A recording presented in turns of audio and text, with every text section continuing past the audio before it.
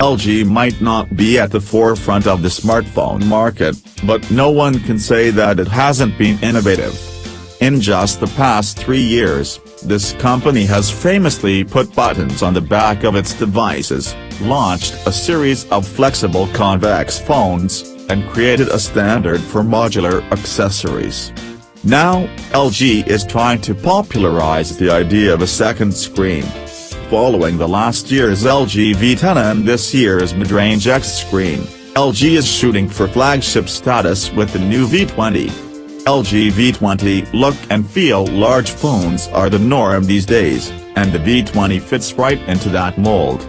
It has a 5.7-inch primary screen, but there's also a strip above that for the secondary screen and another below for symmetry. While LG has tried to reduce space around it, the phone is still pretty chunky. The secondary screen doesn't go all the way across the top, in order to leave room for the front camera. The front is visually segmented, with metal strips above and below the glass midsection. Overall, this phone bears a strange resemblance to the BlackBerry Z10, particularly because of these stripes, the shape and positioning of the earpiece, and the curvature of the corners. Things get more interesting on the back. First of all, the entire rear is removable, which is quite the novelty in 2016. There's no provision for modular accessories here, but the battery can be taken out. This is also where you'll find the SIM and microSD slots. In yet another throwback, you have to pop the battery out to get to the primary slot. The secondary one is accessible, but the V20 won't recognize a SIM till you reboot it. There's a large, prominent camera bump on the top, where you'll see 2 lenses, a dual LED flash, and a laser autofocus window. The circular fingerprint sensor below the bump is also a power button. LG has moved its volume buttons back to the side with the V20, but for some reason not the power button, and we never did manage to get used to this arrangement during our time reviewing this phone. The volume buttons are on the left, and the right is blank except for a clasp near the bottom which releases the rear panel. It's positioned just like a dedicated camera button, which is potentially confusing. There's a USB Type-C port on the bottom, flanked by a single speaker grill and a 3.5mm headset socket. Finally, it's easy to miss, but there's a tiny remitter on the top.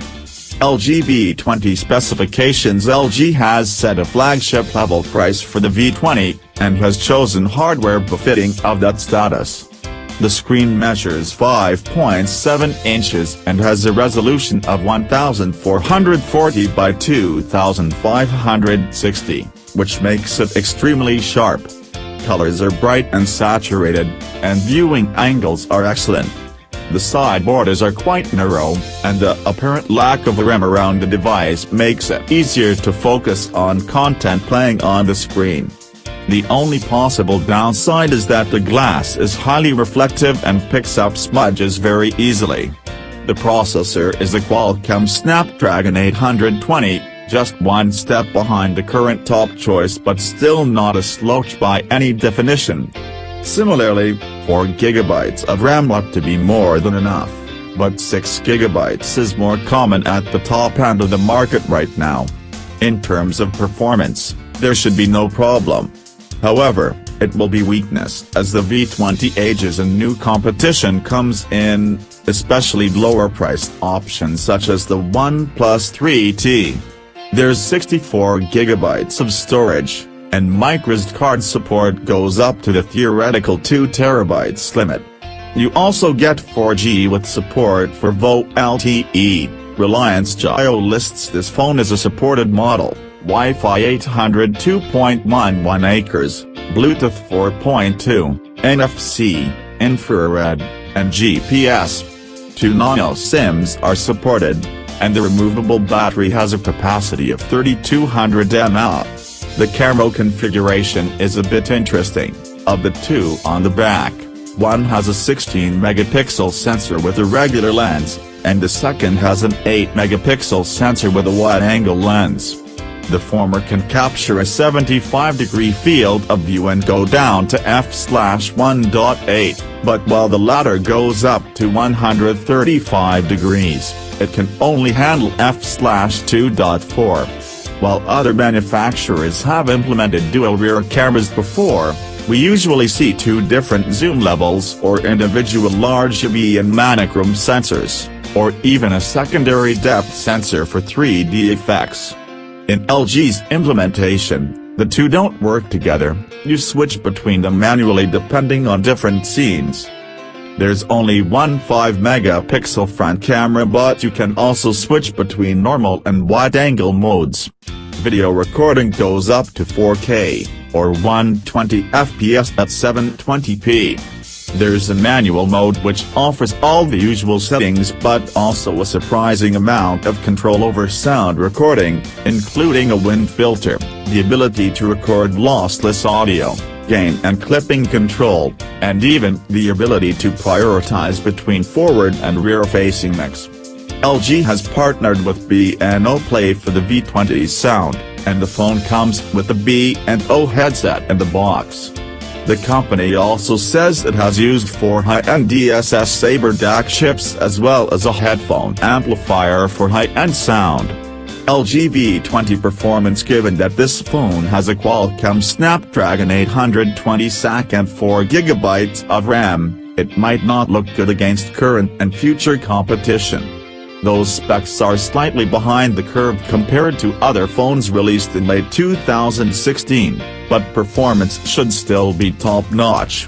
Benchmark tests showed predictably good results, 144,884 points in Antutu, 3,699 in Geekbench for multi-core, 28,186 in 3D Mark Ice Storm Extreme, and 44 FPS in GFsbench.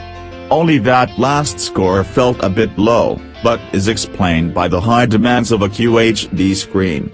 In day-to-day usage, we found the V20 to be fluid almost all the time. It was only on rare occasions that we encountered a lag in the UI, which could be more due to the heavy software than anything else.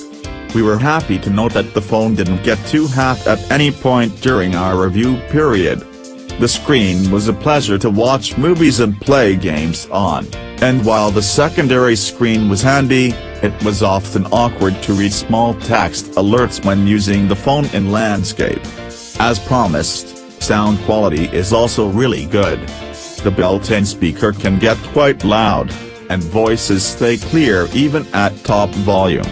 The Hi-Fi quad-back feature is optional, for some reason, and seems to only affect music played through LG's Music app. It did make our FLAC test files sound a bit richer and fuller. The B&O headset has a nice braided cable and was comfortable to wear for an hour or two at a stretch. The camera app is cluttered, with controls surrounding the preview as well as on the second screen. As expected, there are loads of options to choose from.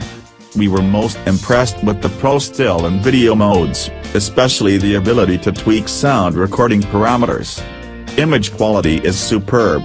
We managed to take some incredibly detailed shots of textures like mud, rust, and tree bark.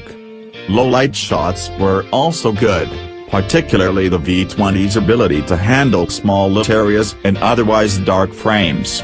Low-light shots tended to be noisier than usual, but also still more usable thanks to the detail gain in the trade-off.